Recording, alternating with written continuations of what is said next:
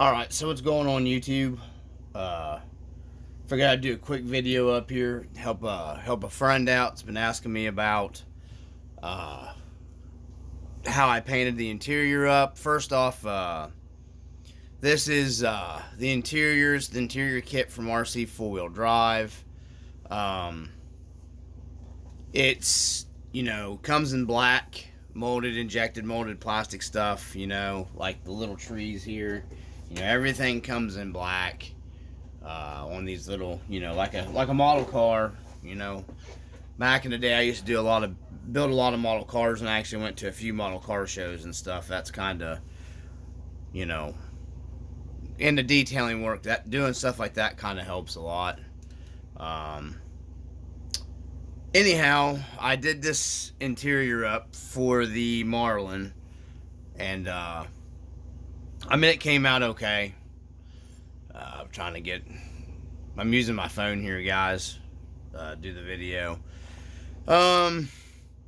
What we've got here is how I did this. This is mainly to help him out, and I was going to do a video on it anyway, so, you can use Tamiya. Make sure if you use Tamiya, however you want to say it. If you want to use their paint, make sure you use their TS paint, and you want to use their, fine gray surface primer, for your main painting. So how you do it, this is how I did it. I just took all the main parts, your doors, your seat, your dash, everything, and you just primer it. How I do it, I didn't use Tamiya paints or whatever. I had, good old Rust-Oleum primer works fine. Also, Rust-Oleum primer will work fine with the Tamiya paints. I figured that out here not very long ago, messing around. But interiors are kind of a flat collar or satin collar either way. You want to stay away from them. In my opinion, you want to stay with like the high gloss stuff, because it's an interior anyway. So, this is driftwood satin. This is and this was pretty close to. It's a little bit lighter. There is a Toyota collar for interiors that you could get in the. I'm not sure about the 70s. I know it was like a little bit in the 80s. That was actually pretty close to this. So that's why I used it. And I had 2 cans of it anyways. So, you just start with your 3 coats of your primer, your first coat of primer, lay it down lightly, wait 15 minutes. Primer dries fast if it's a warm day. Do your primer, first coat, then 15 minutes wait. I did it on a pretty warm day in the sun. 15 minutes, mine was dry. Tamiya paints dry really fast anyhow because they're a lacquer based paint. So I used enamel. I used automotive grade, the sandable filler primer. Same thing I used to paint the ones with, like my Jeep and stuff. It's great stuff. Anybody says that the Rust-Oleum paints are fine if you know what you're doing with them. I've painted with them for years, so and they work great for this interior stuff. So anyhow, put your 1 coat down, wait 15 minutes. You can be able to tell looking at the primer, as long as it's good and dry. Second coat, I do a second, just maybe a little heavier coat, not much, just still a lighter coat. 15 to 20 minutes. And then I come back, check it. It looks like it's, you can tell when primer's good and dry. It goes flat, real dull. Third coat, I lay my third coat pretty thick.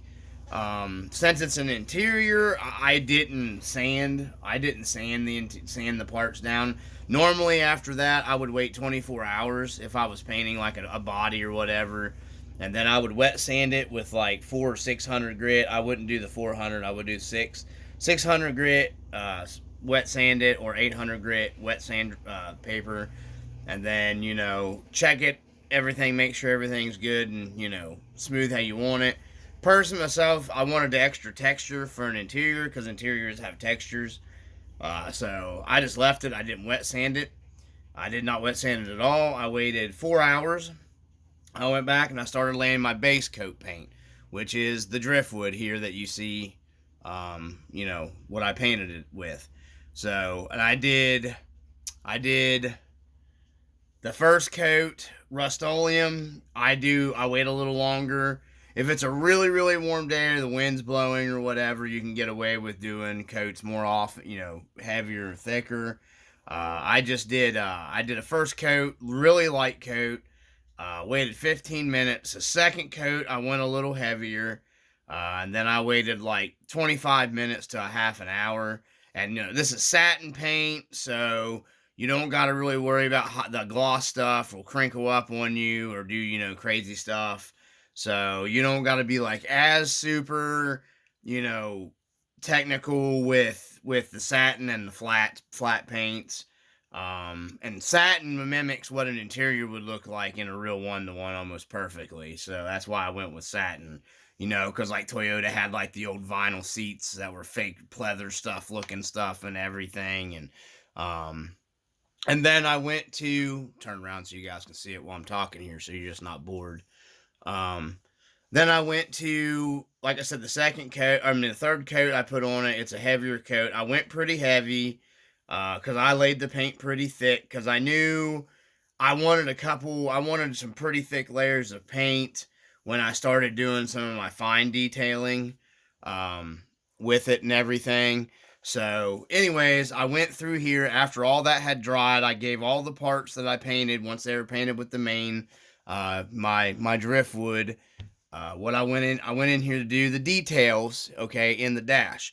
So the RC 4-wheel drive comes with, let me hold it up here, comes with these, you know, stainless whatever, chromy, you know, little panels for your gauge bezels and your dash and stuff. So I just came in here with, I started off with, let me find it here, dig it out, the Testors flat black paint marker, okay? You know, you just shake them up. RC everyday, I think he uses these too. I've used these in modeling stuff a long time ago, along with these paints, the old school Testors enamel stuff. Works fantastic, guys. I did this, the outline of the dash here, just inside here, being real careful. And then after that dried and set up good, and it's flat paint, so it sets up like really fast. So you don't got to worry about, oh gosh darn it, trying to get this thing back in here. Hold on, guys. And I need to pick up, I still got some small detail works on this to work out. It's mainly done though. So once I did that through here where you see the black, I let that, you know, good and dry. And then I went over it with this, the lacquer, LP3 flat black to Tamiya to my paint, and just did all, filled it in a little bit more, got it a little better with a fine detail brush. This one's about wore out now. I don't need the camera to focus on it.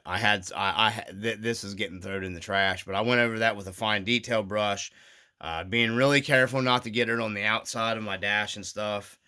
And then you just let that dry. And then I painted the metal, the little stainless panel pieces that RC 4-wheel drives gives you.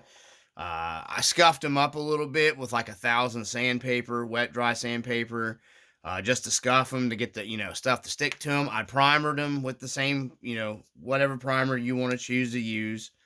I used, you know, once again, Rust-Oleum.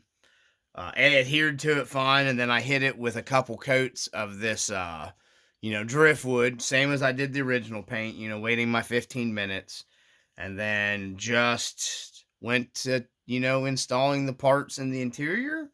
Nothing fancy about it. I used E6000 very lightly on my finger to glue the gauge bezel down so I didn't get any kind of glue smears and stuff on all that. Because you got to be careful. I did use some of the super glue here. this cheap super glue. I got it from the Dollar Tree. This is really good. This is the original super glue brand stuff. You can get it pretty much anywhere. Any of that super glue stuff's going to work for you. So I like this stuff right here. It holds super great and it dries fast.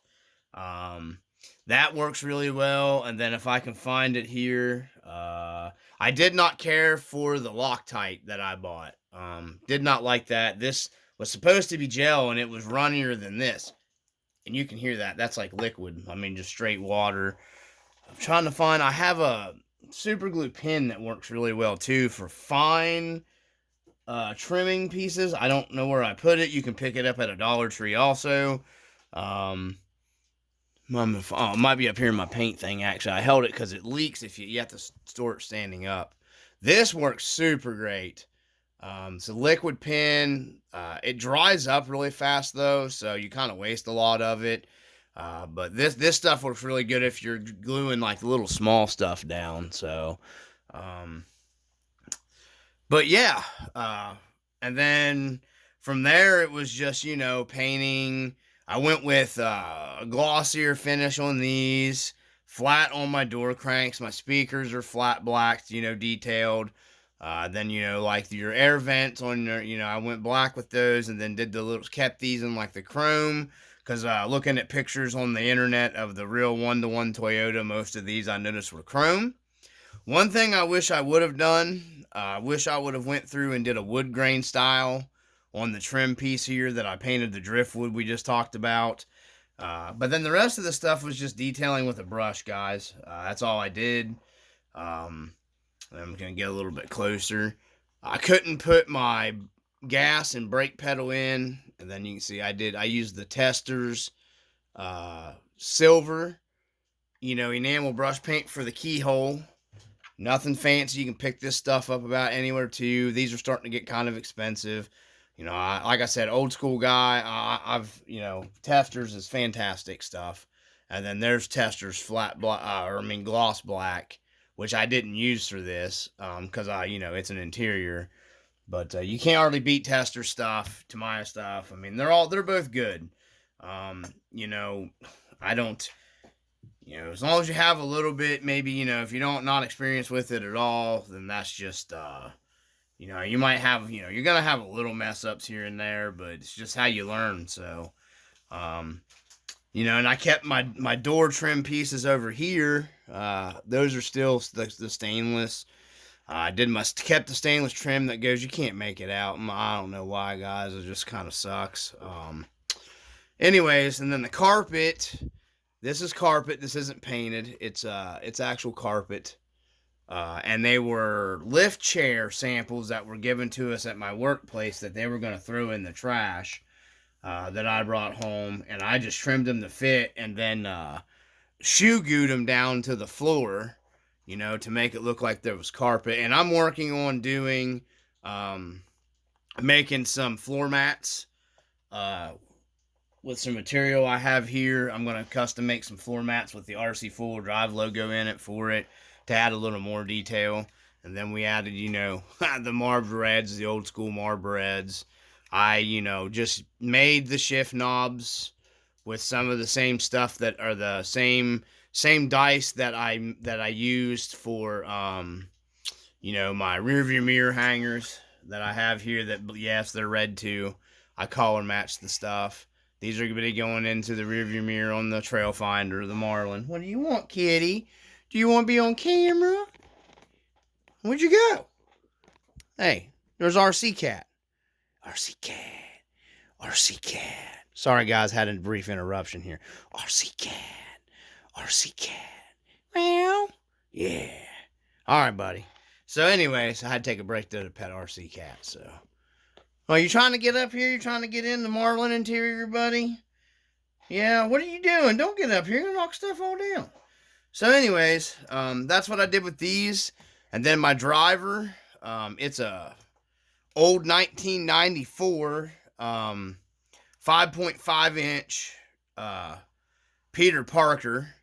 even though you can't really tell. It's supposed to, I thought it was fitting. Looked like you got to be dressed driving an old Toyota back in that time frame.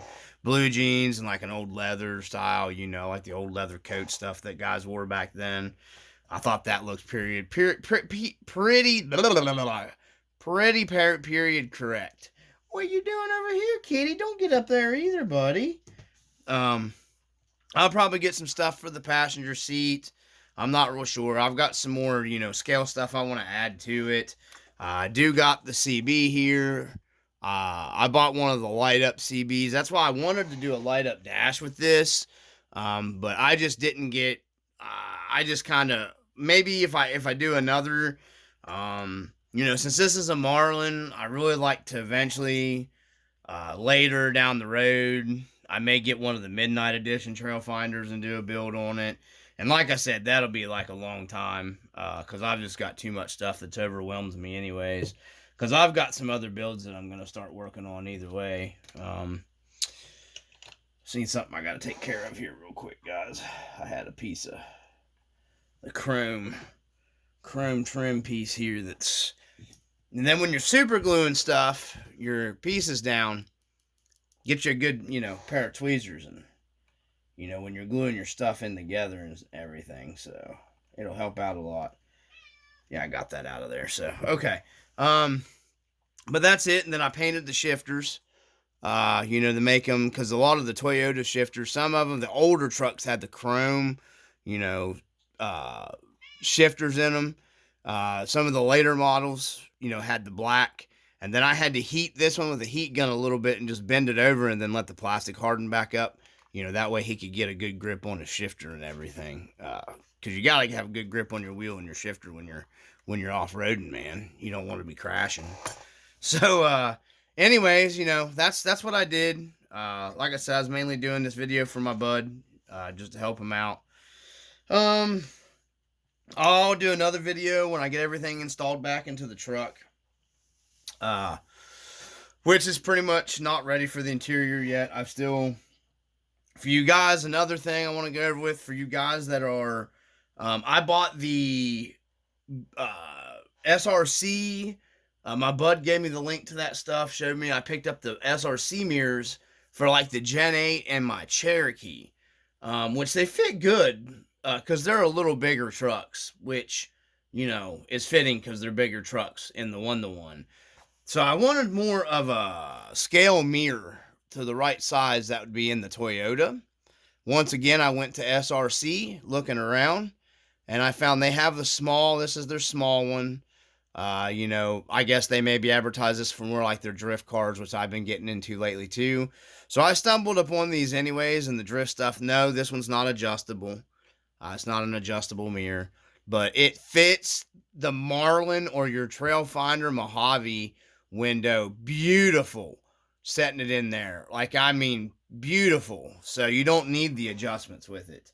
So I got the rear view mirror, and then it comes with like your little screw. You screw it down. I'm not. It's going to be, just good old regular super glue to the Lexan, and it will never come out. You'll never have to worry about that falling out. So, just like they do a real rear view window, they're bonded, rear view mirror, they're bonded to your windshield. So, and then I've got, my non-fuzzy dice that I make, for the rear view mirror on it. That's going to be going in it also from the rear view mirror. So, that's really it, guys. I couldn't get my clutch and brake pedals and stuff in here. My gas pedals, which, one of them was broke in the kit. My gas pedal was broke in the kit. I don't know if I can find it here. There's the gas pedal, but the little mount was broke on it. I mean, I could have fixed it, and put it in here, but it just wasn't working with my driver. And you got to have a driver in your rig, man. If you got a scale rig and stuff, you got to have some kind of driver. I mean, that's just a given. So, I think it came out pretty decent. I just thought, I was going to share this with everybody anyhow. I literally just pretty much got this finished up tonight. So, I've been working on it a while, and I'll probably post this video a little sooner than what I normally would have, because I've got other stuff going on with the Marlin that I wanted to do, but this is to help my bud out. He always helps me out. But there we go. And I may go back in here and do a backlight on the CB later.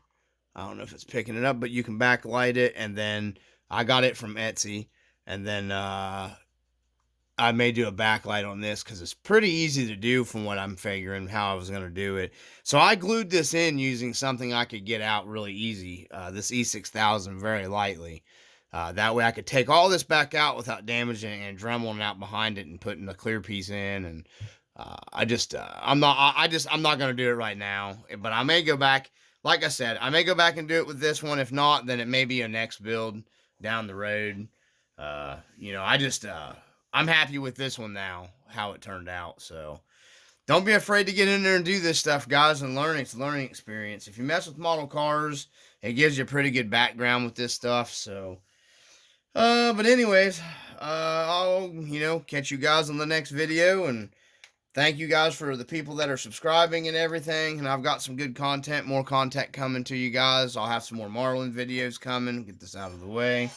I'm going to have some other stuff. I've got a box opening I need to do, get posted up. I've got a lot of videos that are in the works or whatever. You can see my workstation is pretty messed up, man. I've just been working on this thing every night. What, bub? Probably, I've been down here, 3 or 4 hours about every night when I got a spare time, don't I, just to do this interior. So probably like 3 nights, probably, 3 or 4 hours each. Invested in it, not including the paint time, just getting it where I wanted it to get it. But I'm pretty happy with it. It is what it is. Don't gotta be perfect. I'm gonna ride this truck on the trail, so.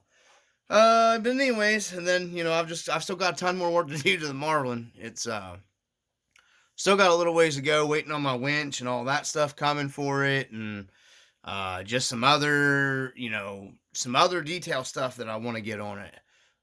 So anyways, I'm doing this for my bud. I hope this helps you out. Like I said, I hope everybody enjoys the video, gives you an idea. Don't be afraid to do some painting, guys. It's not that hard to do, and if you want to do it on the cheap side, you can. You can still make it look good. Good old Rust-Oleum paint. You can't beat it, especially for the interior stuff. So anyways, peace.